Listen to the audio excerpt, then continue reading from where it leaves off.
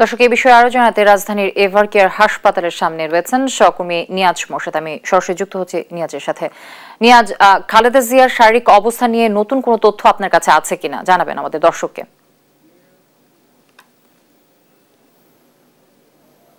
আমরা এখন পর্যন্ত বিএনপি চেয়ারপারসন বেগম খালেদা জিয়ার অসুস্থতার আসলে সর্বশেষ পরিস্থিতি যেটি জানতে চেয়েছেন সেটি আসলে আমরা এখনো পর্যন্ত কোনো তথ্য নিশ্চিতভাবে পাইনি। এবং যদি একটু বলি, তার যে ব্যক্তিগত চিকিৎসক ডাক্তার এজেএম জাহিদ হোসেন, তিনি গত 2 দিন আগে যে ব্রিফ করেছেন তারপর থেকে আসলে এখন পর্যন্ত আর কোনো ব্রিফিং তিনি করেননি। এবং যদি একটু বলি যে এই মুহূর্তে ডাক্তার জুবাইদুর রহমান এবার কেয়ার হাসপাতালে আছেন এবং তিনি ঠিক বিকেল 3:30 নাগাদ তিনি এখানে এসে পৌঁছেছেন। এবং তিনি যতদূর জেনেছি সেটি হলো তিনি মেডিকেল বোর্ডের সাথে তিনি সমন্বয় করে আসলে তার চিকিৎসা, বেগম খালেদা জিয়ার যে চিকিৎসা সেটি আসলে তিনি দেখভাল করছেন। এবং সেই সাথে যদি একটু বলি যে এখন তার যে নিয়মিত স্বাস্থ্য পরীক্ষা সেটি আসলে চলছে বেগম খালেদা জিয়ার।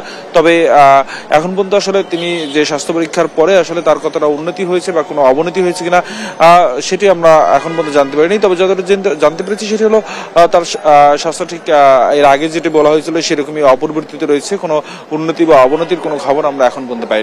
তবে আমরা আশা করছি যে হয়তোবা বিএনপির পক্ষ থেকে এবং ডাক্তার এজেএম জাহিদ হোসেন হয়তো আমাদেরকে জানাবেন তার বর্তমান আসলে পরিস্থিতি কি আছে এবং তার শারীরিক পরিস্থিতি কি, এবং সেই সাথে তাকে লন্ডন যে চিকিৎসা নেওয়ার যে বিষয়টি আসলে বারবার এসেছে সেটি আসলে কতটুকু আসলে এগোনো যাবে এবং আসলে তাকে নেওয়া যাবে কিনা সে বিষয়ে আসলে আমরা হয়তোবা তথ্য জানতে পারবো তাদের মাধ্যমে। তবে আমরা আশা করছি যে তাদের মাধ্যমে আমরা জানতে পারবো এবং সেই অপেক্ষায় আমরা এখনো আসলে গণমাধ্যম কর্মীরা এখানে আছি। এবং যদি তাদের পক্ষ থেকে কিছু জানানো হয় সেটি আসলে আমরা দর্শকদের আপনাদের মাধ্যমে জানাতে পারবো। এই ছিল আমার কাছে এবার কেয়ার হাসপাতাল থেকে সর্বশেষ তথ্য।